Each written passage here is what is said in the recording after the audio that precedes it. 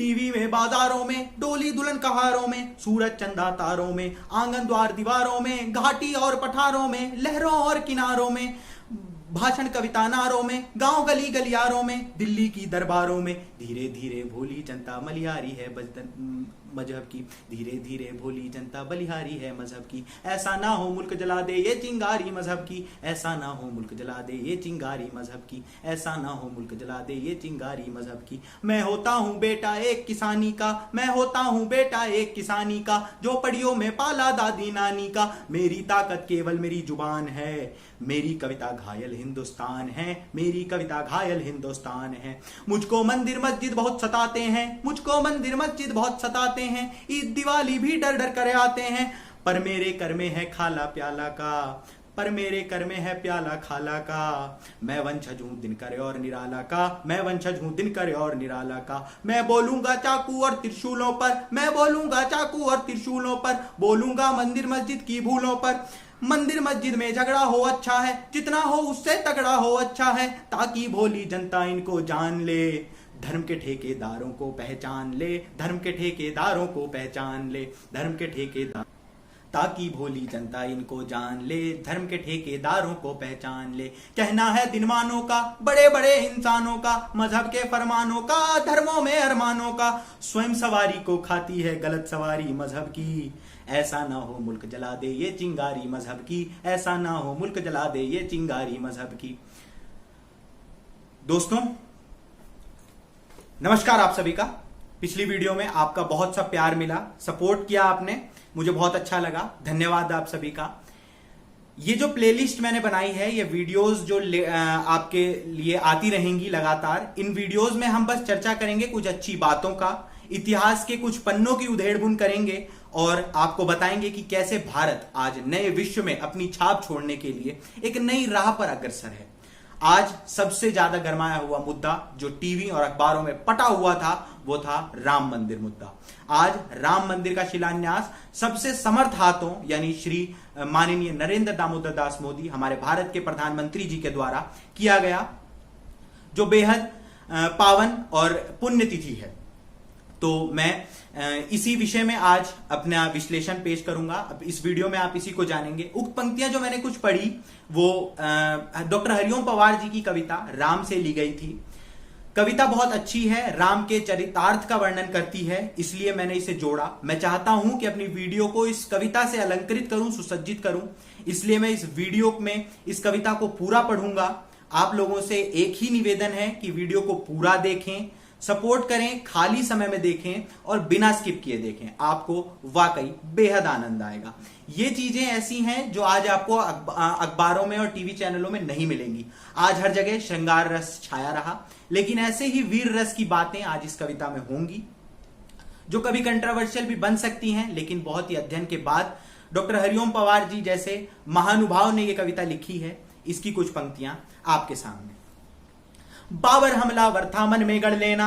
दोस्तों इस्लाम कहता है कि किसी भी खुदा का घर किसी व्यक्ति के नाम पर नहीं हो सकता, किसी खुदा का घर व्यक्ति के नाम पर होना हराम है। विश्व में कोई भी ऐसा मस्जिद नहीं जो किसी व्यक्ति के नाम पर हो। बहस इस बात पर हो सकती थी जब विवाद में था मुद्दा, लेकिन नहीं हुई क्योंकि इससे किसी को वोट नहीं मिलते थे।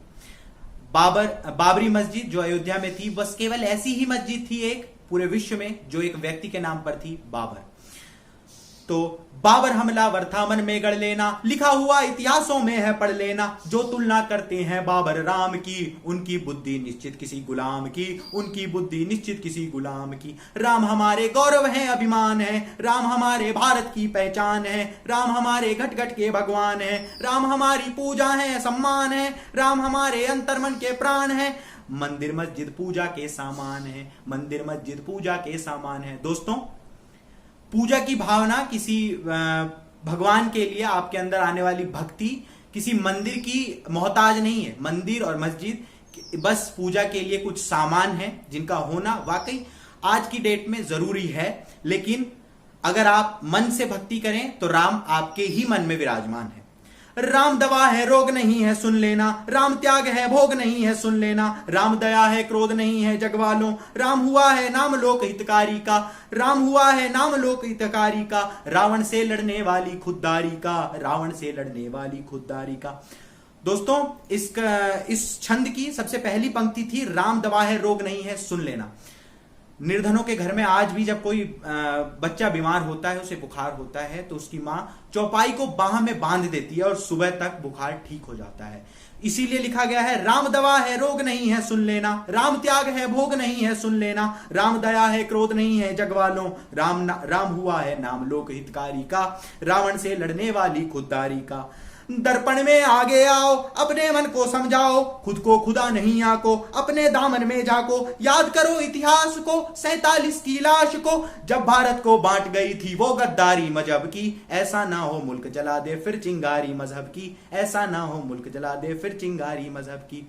आग कहां लगती है ये किसको गम है, आग कहां लगती है ये किसको गम है, आंखों में कुर्सी हाथों में परचम है, मर्यादा आ गई चिता के कंडों पर, कूचे कूचे राम टंगे हैं खंडों पर, संत हुए नीलाम चुनावी हट्टी में, पीर फकीर जले मजहब की भट्टी में, कोई भेद नहीं साधु पाखंडी में, नंगे हुए सभी वोटों की मंडी में, अब निर्वाचन निर्भर है अतकंडों पर, है फतवों का भारी इमामी पंडों पर, जो सबको भाजाए अबीर नहीं मिलता, जो सबको भाजाए अबीर नहीं मिलता, ऐसा कोई संत कबीर नहीं मिलता, जिनके माथे पर मजहब का लेखा है, हमने उनको शहर जलाते देखा है, हमने उनको शहर जलाते देखा है, जब पूजा के घर में दंगा होता है, गीत गजल छंदों का मौसम रोता है, मीर निराला दिनकर मीरा रोते हैं, गालिब तुलसी जिगर कबीरा रोते हैं, भारत माता के दिल में छाले पड़ते हैं, भारत माता दिल में छाले पड़ते हैं, लिखते लिखते कागज काले पड़ते हैं, लिखते लिखते कागज काले पड़ते हैं, लिखते लिखते कागज काले पड़ते हैं। राम नहीं है नारा एक विश्वास है, राम नहीं है नारा एक विश्वास है, भौतिकता की नहीं ये दिल की प्यास है, राम नहीं है नारा एक विश्वास है, भौतिकता की नहीं ये दिल की प्यास है, राम नहीं मोहताज किसी के झंडों का, राम नहीं मोहताज किसी के झंडों का, सन्यासी साधु संतों या पंडों का, सन्यासी साधु संतों या पंडों का, राम नहीं मिलते ईंटों में गारा में, राम नहीं मिलते ईंटों में गारा में, राम मिले हैं निर्धन की आंसू धारा में, राम मिले हैं निर्धन आंसू धारा में, राम मिले हैं वचन निभाती आयु को, राम मिले हैं वचन निभाती आयु को, राम मिले हैं घायल पड़े जटायु को, राम मिलेंगे अंगद वाले पांवों में, राम मिलेंगे पंचवटी की छाओं में। दोस्तों मैं उम्मीद करता हूं आपको कविता पसंद आ रही होगी। अब मेरे पठन पाठन में हिंदी साहित्य में मैंने आज तक जो कुछ अच्छा पढ़ा वो आगे की कुछ 6-7 पंक्तियां हैं, उसमें वर्णित है। राम का चरित्र क्या है Ram, what is the real definition of Ram, उसे हिंदी साहित्य में किसी ने सबसे अच्छे सुरों में पिरोया है तो वो डॉक्टर हरिओम पवार जी हैं, मैं उनको नमन करता हूं। राम मिलेंगे मर्यादा से जीने में, राम मिलेंगे बजरंगी के सीने में, राम मिले हैं वचनबद्ध वनवासों में, राम मिले हैं केवट के विश्वासों में, राम मिले हैं अनसुईया की मानवता को, राम मिले अनसुईया की मानवता को, राम मिले सीता जैसी पावनता को, राम मिले ममता की मां कौशल्या को, राम मिले ममता की मां कौशल्या को, राम मिले हैं पत्थर बनी अहिल्या को, राम मिले हैं पत्थर बनी अहिल्या को, राम नहीं मिलते मंदिर के फेरों में, राम नहीं मिलते मंदिर में फेरों में, राम मिले सबरी के झूठे बेरों में, राम मिले सबरी के झूठे बेरों में।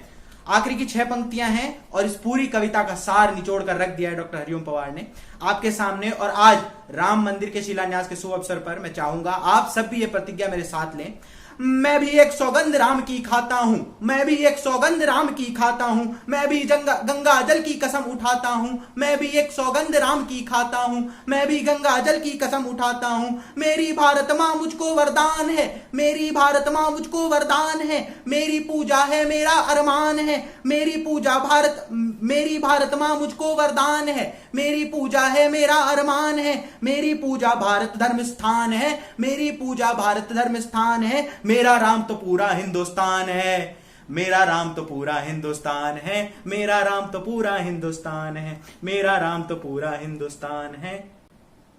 दोस्तों कविता यहां पर संपन्न हुई। राम का यथार्थ जो है, राम का चरित्र जो है वो मैंने आपके सामने कुछ पंक्तियों से रखा। उम्मीद करता हूं आपको कविता पसंद आई होगी।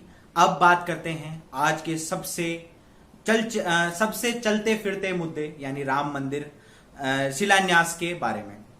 आज की खबर शुरू हुई शिलान्यास से, जो कि सुबह 8 बजे ही शुरू हो गया। पूजा, नवग्रह, गौरी शंकर गणेश पूजन विधिवत रूप से होता रहा। पीला कुर्ता, धोती और गमछा पहने मोदी जी की तस्वीरें जैसे ही आई, पूरी अयोध्या आस्था के रंग में नहाने लग गई। केवल अयोध्या ही नहीं अपितु समूचा भारतवर्ष या यूं कहें विश्व आज राम के नाम से गुंजायमान था। प्रकृति स्वयं आज इस शुभ घड़ी का साक्षात्कार करना चाहती थी। सरयू नदी की लहरों में आज उत्साह है। सरयू नदी को नेत्रजा कहा गया है क्योंकि ये श्री राम के नेत्र से उत्पन्न हुई है। 1991 के बाद 29 साल बाद आज नरेंद्र मोदी इस रूप में अयोध्या पहुंचे, जो वाकई एक शुभ घड़ी थी। फूलों से पटे रास्ते से प्रधानमंत्री का काफिला हनुमानगढ़ी पहुंचा। राम दुआरे तुम रखवारे, होत न आज्ञा बिनु पैसारे।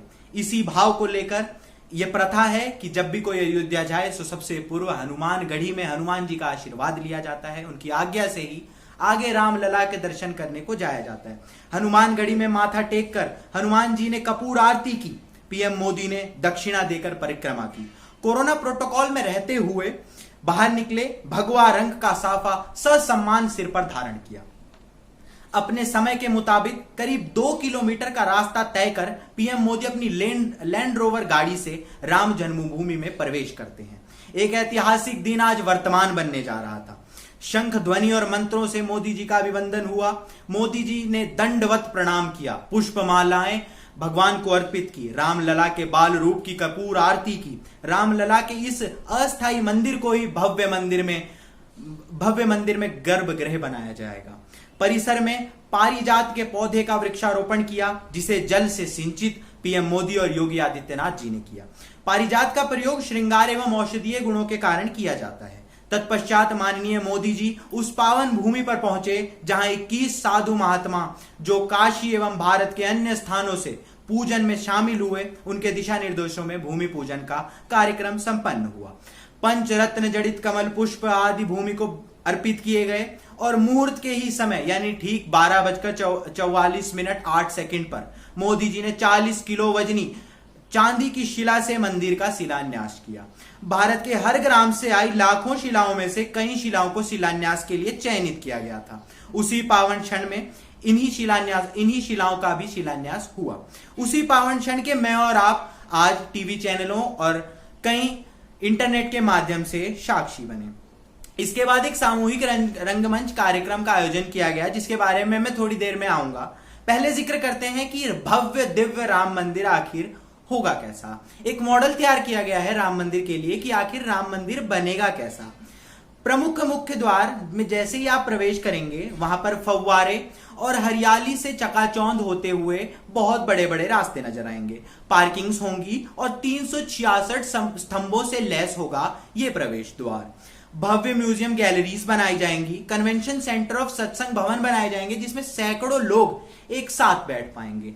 5 मंडपों से सुसज्जित ये 60 एकड़ करीब में फैला मंदिर हरियाली से भरपूर होगा एवं अंदर से इंटरनली खूबसूरत नक्काशी से सुसज्जित होगा। इसमें 3 तल होंगे। दक्षिण दिशा से प्रवेश करते हुए एक 360 डिग्री का थिएटर आएगा, जिसमें हर समय चलचित्र चलते रहेंगे ताकि भक्तजन आकर रामलला की लीलाओं का मनोरंजन उठा सकें।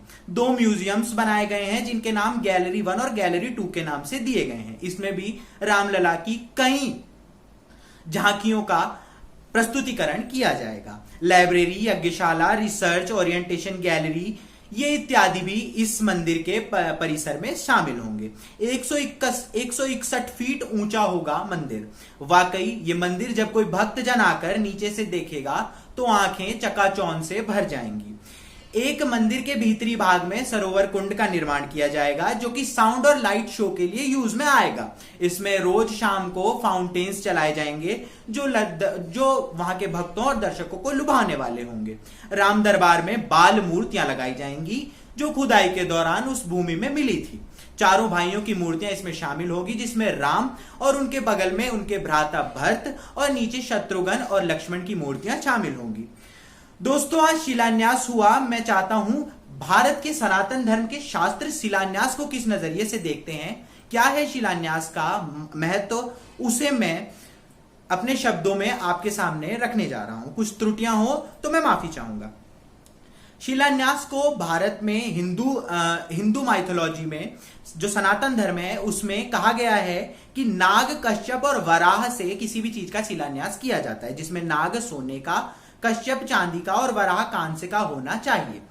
बहुत सवाल उठे जब चांदी की ईंट से ही क्यों किया गया शिलान्यास, इस पर सवाल उठे। तो इस पर महंत गोपाल दास जी ने अपनी दलील दी कि चंद्रमा की 16 कलाएं हैं और 16 कलाएं ही श्री कृष्ण की हैं। श्री कृष्ण एवं श्री राम दोनों ही विष्णु अवतार हैं और चंद्रमा का ही धातु है चांदी। चंद्रमा समुद्र मंथन के दौरान उत्पन्न हुआ था, इसी कारण चांदी को ही शिलान्यास के लिए उपयुक्त माना जाता है। हालांकि शिलान्यास के लिए सोने की कमी देश में नहीं होती, किंतु फिर भी शास्त्रों का आधार लेकर शिलान्यास चांदी की ईंट से ही कराया गया। भारत में भूमि मिट्टी का वाचक नहीं है, अपितु भूमि को जीवित माना गया है। भूमि को सीधा माता से जोड़ा गया है। 493 वर्षों से चला आ रहा यह विवाद के लिए आज एक ऐतिहासिक दिन था। साथ ही शिलान्यास के साथ ही एक टाइम कैप्सूल को भूमि के करीब 2000 फीट नीचे दफना दिया गया। आपको बताना चाहूंगा कि टाइम कैप्सूल एक ऐसा कंटेनर है जो कुछ ऐसे धातुओं का बना होता है जो टॉलरेट कर सकता है हाई रेजिस्टिविटी, टेम्परेचर और प्रेशर्स को।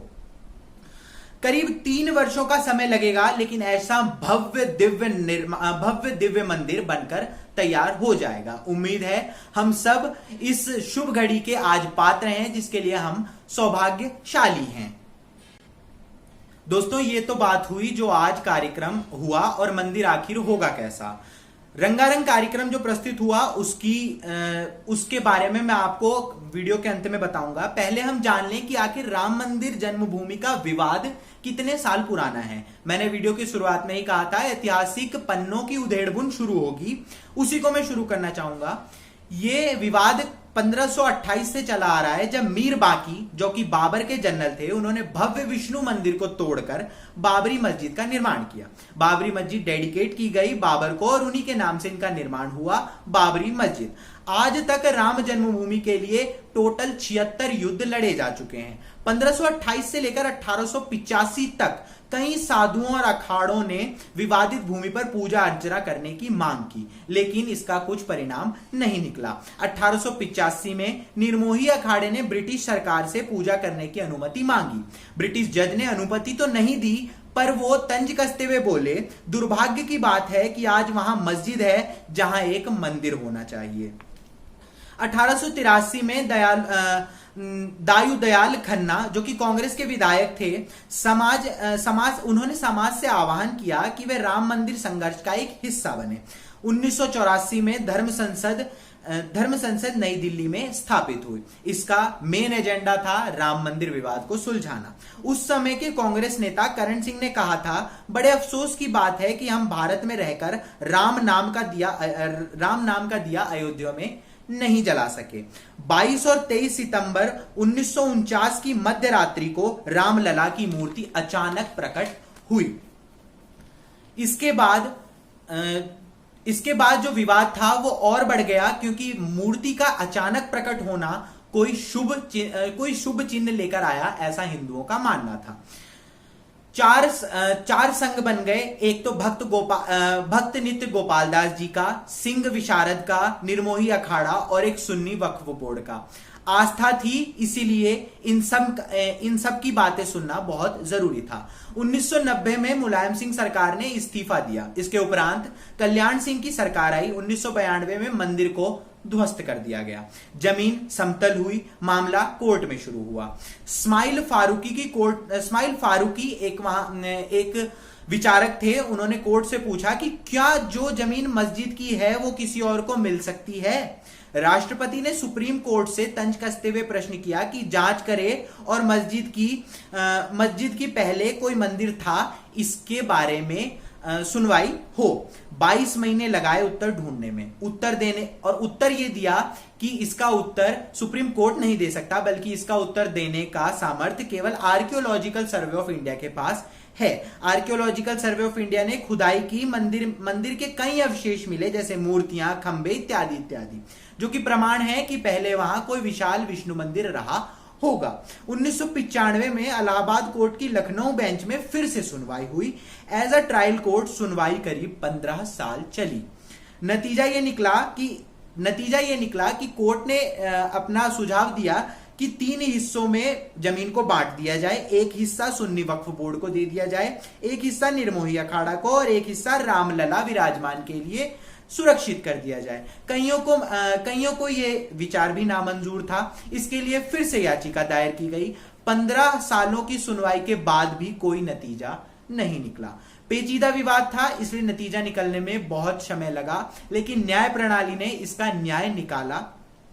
2010 और 2017 तक कोई सुनवाई नहीं हुई। 2017 में मामला सुप्रीम कोर्ट में आया। डॉक्यूमेंट्स का ट्रांसलेशन हुआ, जो हिंदी, संस्कृत, इंग्लिश, पर्शियन इत्यादि भाषाओं में थी। 14,000 डॉक्यूमेंट्स को यूपी गवर्नमेंट ने करीब 4 महीनों के अंदर ही ट्रांसलेट करके कोर्ट में प्रस्तुत किया। फिर सुप्रीम कोर्ट ने 29 अक्टूबर 2018 में कहा, राम जन्मभूमि केस नहीं है उनकी प्राथमिकता। ये कहना सभी राम भक्तों और जो लोग इस विवाद से जुड़े हुए थे उनके लिए एक नाउम्मीद का चिन्ह था। सुप्रीम कोर्ट ने राम मंदिर विवाद को प्राथमिकता देने से इनकार कर दिया। केवल प्रतीक्षा ही आप भक्तों का एक सहारा था। फरवरी 2019 में फिर से मामला सुप्रीम कोर्ट में गया। सुप्रीम कोर्ट ने दलील दी कि आपसी बातचीत करके मामले को सुलझा लिया जाए। फिर प्रयास हुआ, लेकिन कोई कंक्लूजन नहीं निकला। अगस्त 2019 में मीडिएशन कमेटी ने कहा कि कोई नतीजा नहीं निकला है। मामला दोबारा सुप्रीम कोर्ट में गया, दोबारा सुनवाई शुरू हुई। 6 अगस्त 2019 में सुप्रीम कोर्ट में नित्य सुनवाई शुरू की गई। नित्य सुनवाई में बताना चाहूंगा, जो रोज किसी एक ही मुद्दे को लेकर सुनवाई होती है उसे नित्य सुनवाई कहा जाता है। सुबह 10:30 बजे से शाम 4 बजे तक सुनवाई रोज चलती रही। आखिरी के 10 दिन समय बढ़ाकर 1 घंटा एक्स्ट्रा भी किया गया। 9 नवंबर को फाइनल फैसला आया, जिसका सबको इंतजार था। कई पीढ़ियों ने इसके लिए बलिदान दिया। वो फैसला आया कि विवादित स्थान, जो कि 2.77 एकड़ की जमीन है, उसे राम मंदिर को दे दिया जाए एवं 5 एकड़ जमीन किसी अलग स्थान पर सुन्नी वक्फ बोर्ड को दी जाए, ताकि मंदिर का निर्माण भी हो सके, मस्जिद का निर्माण भी हो सके। रंजन गोगोई की अध्यक्षता वाली 5 बेंचों की इस कमेटी का यह निर्णय वाकई सराहनीय था। इस निर्णय में दोनों ही पक्षों की बातों को मंजूरी मिली 5-0 के बहुमत से। 5 जजों ने इसका समर्थन किया और आखिरकार एक ऐसा ट्रस्ट बना जो कि मंदिर का निर्माण कर सकता था। और आज दोस्तों, उसी मंदिर निर्माण का शुभ मुहूर्त था शिलान्यास का, जिसे करने के लिए स्वयं माननीय नरेंद्र दामोदर दास मोदी जी, जो कि हमारे पीएम हैं, और उत्तर प्रदेश के मुख्यमंत्री योगी आदित्यनाथ जी, साथ में आरएसएस संघ के प्रमुख मोहन राव भागवत जी और महंत नित्य गोपाल दास जी मौजूद थे। दोस्तों, मैंने बात की थी, एक रंगारंग कार्यक्रम आयोजित किया गया, सामूहिक रंगमंच का कार्यक्रम था, इसे आयोजित किया गया। इस दौरान सर्वप्रथम यूपी के मुख्यमंत्री योगी आदित्यनाथ जी ने संबोधन किया और कहा, 500 वर्षों के संघर्ष, साधना, तपस्या और भारत के लोकतंत्र न्यायपालिका के सहयोग से आज ये पावन घड़ी आई है। कई पीढ़ियों ने एक ही स्वप्न लेकर रघुपति राघव को न्याय दिलाने के लिए प्राणों का बलिदान दिया। पीएम मोदी का हृदय से अभिनंदन, स्वागत और धन्यवाद ज्ञापित किया। अवधपुरी को विश्व में सबसे समृद्ध भारतीय संस्कृति के रंगों एवं खूबसूरत निर्माण में आने वाले वक्त में हम सब साक्षी होंगे, ऐसा मुख्यमंत्री जी ने दावा किया। आरएसएस प्रमुख मोहन राव भागवत जी, पूज्य धर्माचार्यों का यूपी के मुख्यमंत्री जी ने स्वागत किया। राम राज्य को चरितार्थ करते हुए पीएम मोदी ने भारत का गौरव बढ़ाया है, ऐसा कहकर उन्होंने पीएम मोदी जी का भी तहे दिल से धन्यवाद ज्ञापन किया। इसके बाद भाषण देने आए संघ प्रमुख मोहन राव भागवत जी और उन्होंने कहा, सबको साथ लेकर चलने वाले भारत के विविध विधान का आज अधिष्ठान हुआ। जो हो सका प्रत्यक्ष वो है, जो ना हो सका वो सूक्ष्म रूप से यहां मौजूद है। उन्होंने एक श्रद्धांजलि दी ऐसे लोगों को, ऐसे आंदोलनकारियों को जिन्होंने राम मंदिर के लिए अपने प्राणों का भी बलिदान दे दिया। उन्होंने मोदी जी का धन्यवाद ज्ञापन किया, लालकृष्ण आडवाणी जी का धन्यवाद ज्ञापन किया। उन्होंने कहा 30 साल से चले आरएसएस के आंदोलन का आज अंत हुआ। मन की अयोध्या को सजाने की उन्होंने बात कही। सबको समान मानने वाले भारत की उन्होंने बात की। मंदिर निर्माण होने से पहले मन मंदिर बनाने की उन्होंने बात की। यह अनुष्ठान, उन्होंने कहा, यह अनुष्ठान भारत के कई मंदिरों में एक मंदिर का निर्माण नहीं है, अपितु सारे मंदिरों में रखी मूर्तियों का पुनः प्रकटीकरण है। और इस अधिष्ठान को सबसे समर्थ हाथों ने आज पूर्ण किया। उन्होंने इशारों ही इशारों में मोदी जी का धन्यवाद किया। इसके बाद ट्रस्ट प्रमुख महंत नृत्य गोपाल दास जी आए और उन्होंने संबोधन किया। अब उन्होंने अपना संबोधन किया एक नाटकीय अंदाज में। उन्होंने कहा, एक और मोदी और एक और योगी, एक और मोदी और एक और योगी, मंदिर अब नहीं तो कब बनेगा। भक्तों की भावनाओं का श्री गणेश हुआ। आग्रह किया कि अब अविलंब इस मंदिर निर्माण का आरंभ हो। मंदिर का निर्माण भारत की नहीं अपितु विश्व का निर्माण है। देश के कोने कोने से आ रही भेंटों के लिए उन्होंने धन्यवाद ज्ञापित किया। मोदी जी के नाम से अंकित शिला पाटिका का अनावरण मोदी जी और ट्रस्ट प्रमुख महंत नृत्य गोपाल दास जी ने किया। यूपी सरकार के योगदान से 5 रुपए का डाक टिकट राम मंदिर पर जारी आज किया गया। टिकट में राम मंदिर के मॉडल का एक फोटो अंकित है। मोदी जी को योगी जी ने 3 फीट की राम मूर्ति भेंट दी और इसी राम मूर्ति से उन्हें नवाजा गया। ये मूर्ति कर्नाटक के एक शिल्पकार ने बनाई है। तालियों की गर्जना के बीच वह घड़ी आई जब मोदी जी का संबोधन आरंभ हुआ। दोस्तों दोबारा इस पंक्ति को सुनिए। तालियों की गर्जना के बीच वह घड़ी आई जब मोदी जी का संबोधन आरंभ हुआ।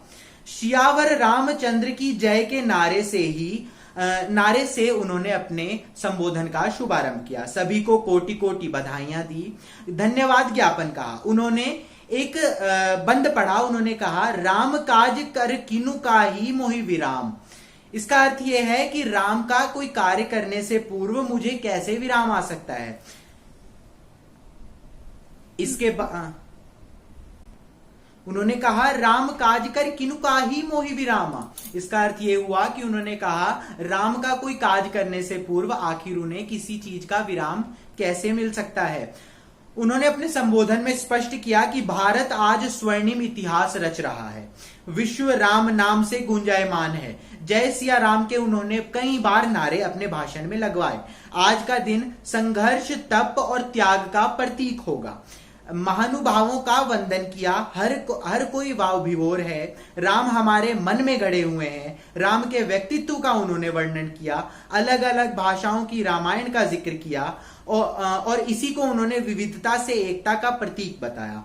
विश्वव्यापी राम नाम की वंदना की उन्होंने चर्चा की। दोस्तों, जितने ही आंदोलनकारियों ने अपनी पीढ़ियों से इस आंदोलन में जुड़े रहे, अपने प्राणों का न्यौछावर किया, इस पर मुझे कहानी के कुछ एक छोटी सी कहानी याद आती है। जब राम सेतु का निर्माण हो रहा था तो एक शाम राम जी समुद्र के तट पर बैठे थे और उन्होंने देखा कि एक गिलहरी बार बार पानी में जाती, अपने बदन को गीला करती, फिर रेत के ढेर पर आती, अपने आप को रेत में लपेटती, फिर पानी में जाती, उस रेत को वहां धोती और ये प्रक्रिया पुनः पुनः पुनः पुनः करती। राम जी ने बड़े आश्चर्य में आकर उस गिलहरी से पूछा, देवी आप ये क्या कर रही हैं? गिलहरी ने कहा, देखते नहीं हो राम सेतु का निर्माण हो रहा है, मैं भी उसमें अपना योगदान दे रहा हूं। राम जी ने बड़े आश्चर्य भाव से पूछा कि आपके इस 10-12 मिट्टी के कणों से सेतु निर्माण हो जाएगा क्या? तो उन्होंने कहा, ना हो सेतु निर्माण, किंतु जब इतिहास के पन्नों को पलटा जाएगा तो उसमें स्वर्णिम अक्षरों में दर्ज होगा कि एक गिलहरी ने भी, जब राम जी ने न्याय का कोई कार्य किया तो एक गिलहरी ने भी उनका योगदान दिया। इसी तरह हर छोटे से छोटा व्यक्ति और हर बड़े से बड़ा व्यक्ति, यहां मैं नाम लेना चाहूंगा सुन्नी वक्फ बोर्ड के अंसारी जी का, जिन्होंने बहुत बड़ा योगदान दिया और पहला निमंत्रण पत्र भी आखिर उन्हीं के लिए आया उन्होंने, और बाकी जितने भी जुड़े इस आंदोलन से जुड़े लोग थे, उन सबका धन्यवाद ज्ञापन, और उन सब का नाम सुनहरे अक्षरों में अंकित है। इतिहास के पन्नों को जब भी दोहराया जाएगा तब उनका नाम सामने आएगा कि राम जी के ने जब कोई न्याय का कार्य किया तो उनका नाम भी उसमें शामिल था। दोस्तों, मुझे उम्मीद है आपको वीडियो बहुत पसंद आया हो। अगर आपको मेरा काम अच्छा लगता है तो पिछली ही वीडियो की तरह ढेर सारा प्यार दो, कमेंट करो, कुछ त्रुटियां हो तो माफ करो, चैनल पे नए हो तो चैनल को सब्सक्राइब करो, लाइक करो, और आपके स्नेह से ही हमें उम्मीद मिलती है और हम उत्साहित होकर आगे और वीडियोस बनाते हैं। धन्यवाद दोस्तों, जय श्री राम।